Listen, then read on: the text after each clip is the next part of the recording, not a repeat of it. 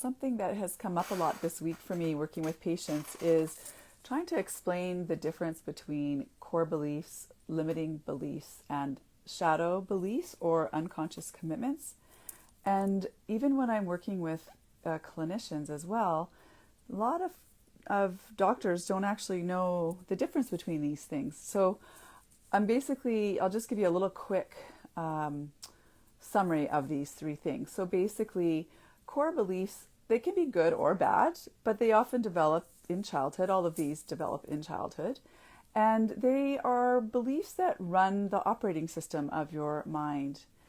And limiting beliefs are core beliefs, but they limit you in life. So these are beliefs that keep you stuck, keep you in just in indecision and in an ability to move forward in your life.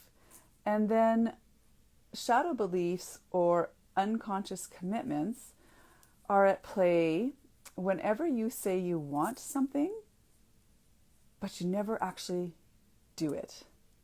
So in my work life, this shows up often with people who say they want to lose 10, 20, 30 pounds, but then they are always sabotaging themselves. So whenever you are sabotaging yourself, this could mean that you have what we call an unconscious commitment or a shadow belief from your subconscious mind that's really running the show for you. So I'll give you an example of how this might look from my own life. So I am adopted, and so the core wound within me is abandonment or not feeling wanted or rejection. So I worked in the corporate world. I had a really great job working at HSBC, and all the while I would be complaining about my job to my friends. I was like, oh, I don't like this job, and blah, blah, blah. And all my friends would be like, Chris, just quit your job. Just go get another job. It's not that hard. You can do this. And for a whole decade, I would complain, and I would never do anything about it. And I didn't understand why until I eventually did quit the job and go back to school and become a naturopathic doctor. But then I was working with Nancy Levin doing a Healing of the Heart program, and this is what came up. It felt safer for me to stay in that job that was literally sucking the life out of me than to risk rejection looking for another job. Because rejection is my core wound. So we will always do what we perceive is safer for us in the moment, even if it doesn't really seem to make logical sense, because we have this core fear or subconscious belief that was formed in childhood, and we make this commitment to ourselves because of that trauma that we're never going to be hurt again. We're never going to risk rejection again because that was just way too painful to handle.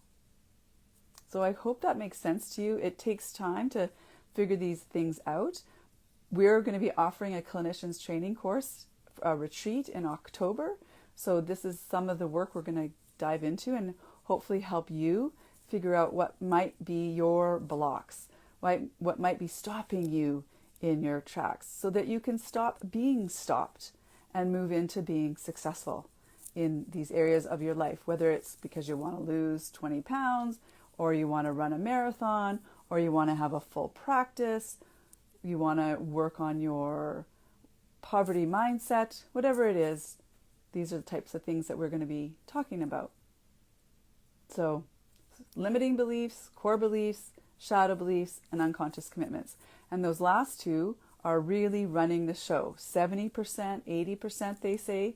I've even read 90% of your life is run by your subconscious mind. So look at your life and figure out where you're stopping yourself, where you keep getting stuck. That's your first clue that there's likely an unconscious commitment behind the scenes. Bye. That was amazing.